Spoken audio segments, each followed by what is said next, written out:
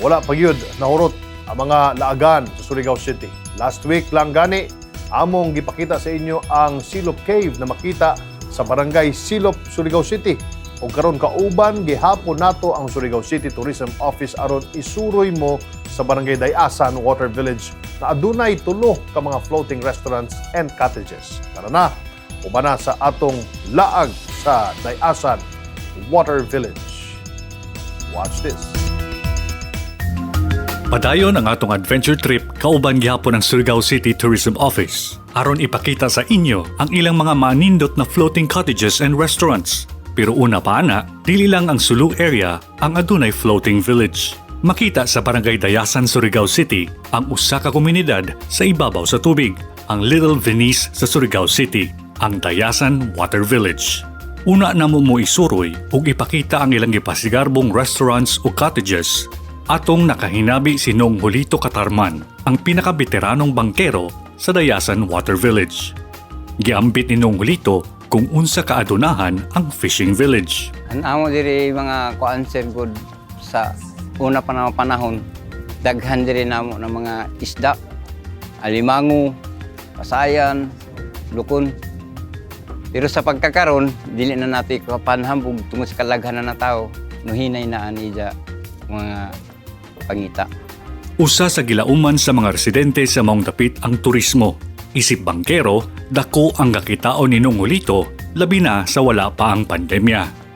Sa una na panahon pa, pag island hopping namo, tag 500. Oh. Napuyo ka tao. Sa una mga panagat ra. Diyan managatay, mamana, gabi. Karon daghan naman managatay, hantod na no kuan ang Dayasan na service sa tourism. Amo to daghan na sa mga turistan miari. O nagsugod na sa kami og paghimo og pambot kay ya may ila kasakyan sa tourism. Usa nagkuan kami diri island hopping. Sugdan na nato ang atong island hopping. Adtuan nato ang tulo sa gipanghinambog na resort and cottages sa Surigao City. First up, ang Denise Cottage. Ang Denise Cottage atong nakauban ang tagya na si Junes Noguera aron isaysay ang sinugdanan sa ilang negosyo sa tabang sa Surigao City Tourism Office aron mahimong tourist attraction.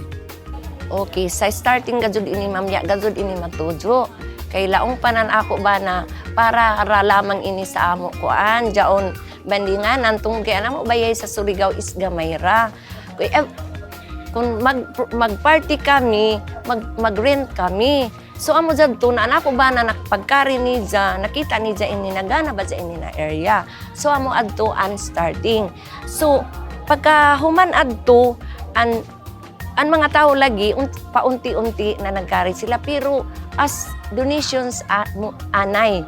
Kuan ba dili gazud kong kay oo kaya man kami kay bayo pilay amo iparent kay amo ra lagi para ijo sab ini ipatan-aw. Amo adto na time ni kadto ko kan Ma Merlin an amo officer in charge diri sa Surigao City na tagpakan hinamo pero adto na una ma'am gamay pa ini only ini palagi one length then may gamay sab na amura na letter C left and right agihan ra pero ini ra gazud sanan may gamay namo din na kwarto amo adto so sa hinay-hinay Usa pa lang na ha, karon sunod natong ipakita ang Candoque Floating Cottages. Relax pod ang offer sa Candoque. Diin pwede kang magpakaon ug mulangoy kauban ang ilang mga gialimahang isda. Nakauban gyapon nato ang tagya sa dapit na sinong Roel Makalulot ug iyang gisulti ang ilang sinugdanan. Nag-start ng negosyo ko 2013 hanggang ngayon ito buo na ang negosyo nga resort. Gipasikarbusad ni Nong Ruel ang ilang affordable accommodation na pwede pong magamit para sa mga events and seminars. Dito sa resort na Candoque Floating Cottage, na ako'y room nga aircon, ug na po ko'y room nga ordinary, 3 rooms, ug ang aircon 2 rooms. Ang aircon nako nga 2 rooms is 1.5 ang isa ka room. Kunya adunay 150 per head. Ang activities nga himuon diri ma'am, pwede ang kanang mag-seminar, pwede anang meeting or birthday. Kung naay kasal nga muhid, pwede. Unya ang activities diri ma'am sa kaliguan, ang kuan sa mga bisita diri ma'am kaning isda, feeding, o mag-pictorial sa ilawom sa dagat, o kana siya ma'am. Unya naa ko'y kuan ma'am kaning longboard. Ang longboard nato ma'am 300 per day ang longboard. Nag-enjoy mo sa first 2 resort and cottages no? Karon asad, atong suruyon ang La Isla Resort. Diin gisulti sa ato ni Norman Zambales ang tagiya sa La Isla kung unsa sad ang ilang sinugdanan. Yung La Isla, nabili namin property na to 2018. So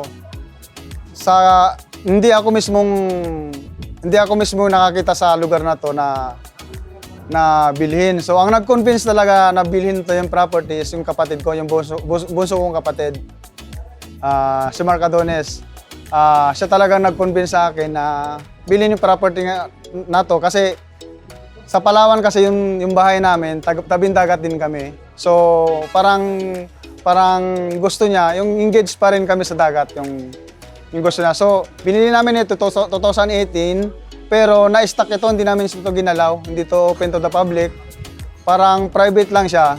Kasi nga marami pang ayusin, marami pang i-renovate. So, nag-start ako, nung nagbakasyon ako, nag-start akong i-renovate ito last July lang, 2020, last July lang.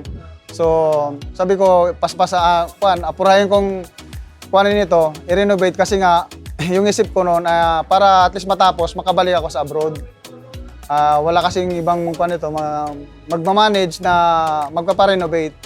So, actually hindi pa naman talaga totally finished ito.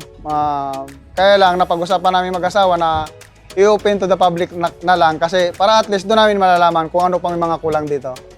Gawas pa sa pagka-accommodating sa mga bisita, ang La Isla ga-offer pod og mga lamian nga mga pagkaon sa ilang restaurant. Officially open kami last December 5 lang, 2020. So, ino-offer namin dito, 100 pesos lang yung entrance namin. Tapos, halimbawa, may mga free kami sa mga bata. Pero actually, bawal pa ang mga bata kuman.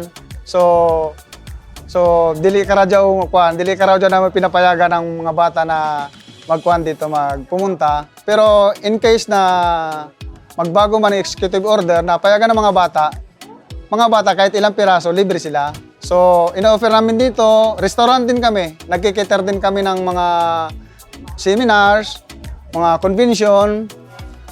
Tapos, kung gusto mo mag-overnight, mayroon kami mga rooms. Yung rooms namin, 5 lang yung rooms namin. Isang aircon na malaki, good for 4. Pero pwede maka-accommodate ng up to 10. Mayroon din kaming good for 2, up to 4, pwede. Tapos may tinatawag kaming sa salitang Surigao noon, yung lanay. Terrace lang siya, terrace. Pero yun talagang pinakapatok namin sa ngayon kasi makikita mo sa ibabaw, kung doon ka sa ibabaw, parang second floor, makikita mo siya na yung view ay mga mangroves. So, tapos fresh air lang siya. Good for siya sa mga barkada, yung mag-chill-chill lang dito sa resort. Pero kung gusto talaga ng privacy, may mga rooms kami para sa kanila. Kabalumi, nagahinam-hinam na gyud mo na bisitahon ang tulo ka floating cottages and restaurant sa Barangay Dayasan. Busa, adto na ta sa Denise Cottage, Candoque Floating Cottages ug La Isla Resort sa Surigao City. So amo dyan ako ika-invite sa idyo mga turista, both local and national and international. Gana diri sa amo lugar. Oo, kuan mo suroy diri sa Intero Dayasan, sakop ng Surigao City.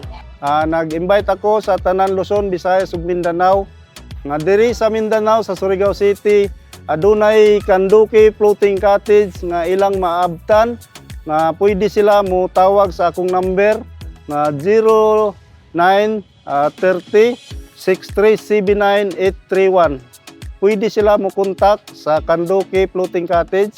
Ang ilang makontak ini ang owner nga si Ruel Macalolot. Ini-invite ko yung mga tourist, mga gustong mga mag-outing dyan, mga out of town, na seminar, mga convention, lahat ng mga gustong out muna sa mga sa syudad na very very much welcome kayo dito sa La Isla na isa ito sa mga pinagmamalaki namin mga na resort dito sa Barangay Dayasan sa Surigao City na bago ngayon sa mga pinag-uusapan sa Facebook, sa social media dito sa Surigao. So na pag pumunta kayo dito, at least ina-assure namin na makaka-experience kayo ng kakaiba na gusto nyong hinahanap, yung at least masasatisfy kayo pag uwi nyo din sa bahay ninyo. Ilakip na ang Dayasan Water Village sa Surigao City. Dili ilang floating community ug mangrove forest ang pwedeng i-enjoy dito. Pwede pa mong mag-relax sa ilang mga floating cottages and resort.